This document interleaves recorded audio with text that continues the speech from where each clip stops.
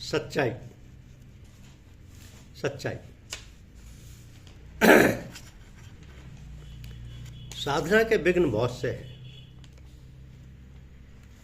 जैसे आहार दोष, अस्वस्थता, आलस्य, प्रमाद, पुरुषार्थहीनता, अश्रद्धा, कुतर्क, अधैर्य, अनिश्चय, संशय, असंयम, असहिष्णुता, अपवित्रता, प्रसिद्धि, पुजवाने की इच्छा, मन की चाह या मान की चाह, घृणा, द्वेष, निर्दयता, दुराग्रह, चपलता, जल्दबाजी, परदोष दर्शन, परनिंदा, परचर्चा, बाहरी वेशभूषा, विवाद या शस्त्रार्थ, शरीर के आराम की चाह, विलासिता, दूसरों से सेवा कराने की वृत्ति, लोक रंजन में रुचि,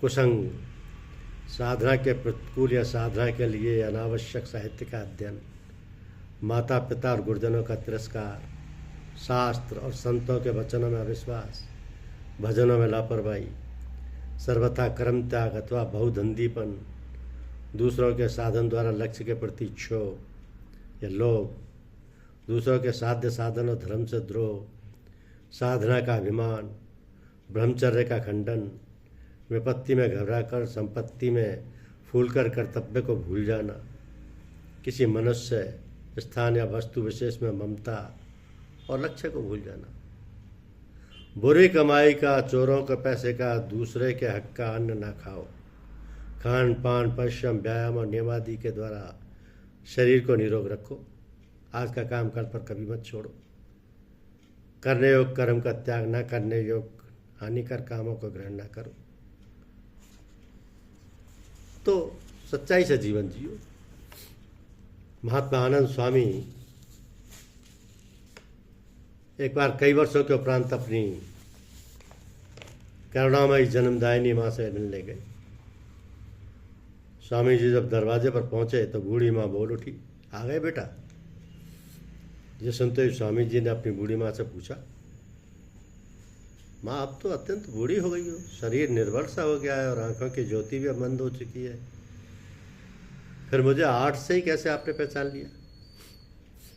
माँ ने कहा, तेरे कदमों की आहट से पहचान गई कि आहट मेरे लाल की है। अरे तू क्या जाने, मैं तो प्रतिदिन तेरी प्रतीक्षा करती रहती थी। मैंने सुना है कि तू बहुत बड़ा महात्मा बन गया है,